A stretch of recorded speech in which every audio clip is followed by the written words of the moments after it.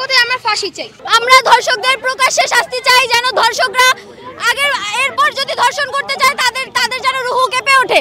আমরা চাই না তাদের এত সহজ মৃত্যু হোক, তারা আমার বোনদের জীবন নষ্ট করে তারা সহজে মৃত্যু পাক, আমরা সেটা চাই না।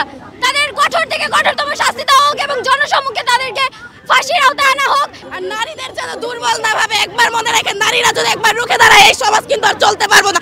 সব জায়গায় নারীদের অধিকার আছে, তো আমাদের অধিকার আছে যাতে ধর্ষণ আর না হয়। আমাদের মা বোনেদের ইজ্জত আমাদের চাই, বাঁচাতে চাই, কোনো নিরাপত্তা চাই। আমরা এক দফায় ফাঁসি চাই, ফাঁসি, এর বিরুদ্ধে আর কিছু না। আমরা ফাঁসি চাই, যে করবে তাকে ফাঁসি দেওয়া হবে। আমরা চাই আমাদের সোনার বাংলাদেশে আর যেন এরকম ধর্ষণের ঘটনা আর না ঘটে। আমাদের মা বোনরা যেন আবার স্বাধীনভাবে রাস্তায় সুন্দরভাবে হাঁটতে পারে, এটাই আমাদের দাবি। যদি এই ধর্ষণ বিরোধী কাজ যদি ক্রমশ বৃদ্ধি পায়, শিক্ষার্থীরা কিন্তু থেমে থাকবে না। আর আমরা নিজেদের নিরাপত্তা চাই, আমাদের নিরাপত্তা নিয়ে আমরা বের হতে পারি না, কারণ আমাদের মা বাবা বের হয়ে আমাদের চিন্তায় থাকে যে তার মেয়ে ঘরে ফিরবে কিনা। আমরা এই স্বাধীন বাংলাদেশ চাই না, আমরা এমন একটা স্বাধীন বাংলাদেশে ছিলাম যেখানে আমরা নিরাপদে বাস করতে পারবো।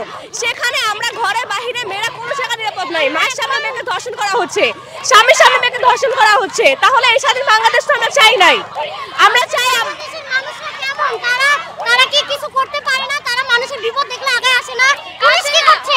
পুলিশের উপর থেকে আমাদের একটা বাসের মধ্যে কিভাবে পারে এতগুলো মানুষের সামনে একটা মেয়েকে ধর্ষণ করতে?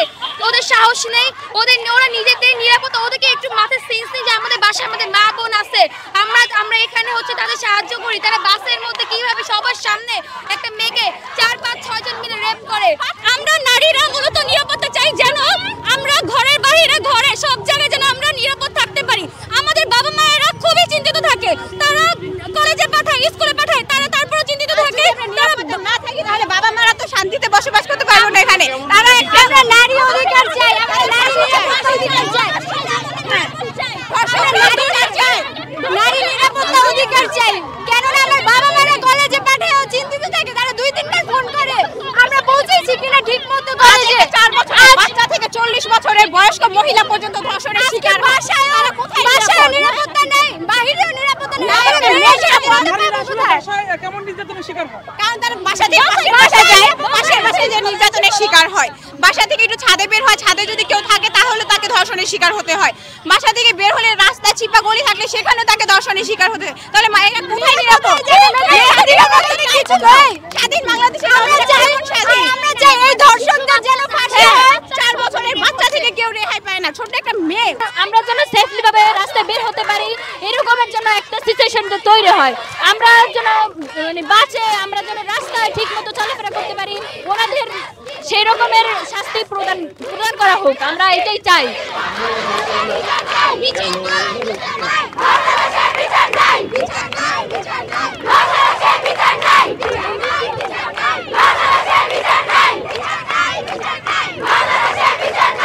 অন্তর্বর্তীকালীন সরকার যদি এর বিচার 24 ঘন্টার মধ্যে যদি না করতে পারছে, আমাদের এই মিছিল অব্যাহত থাকবে।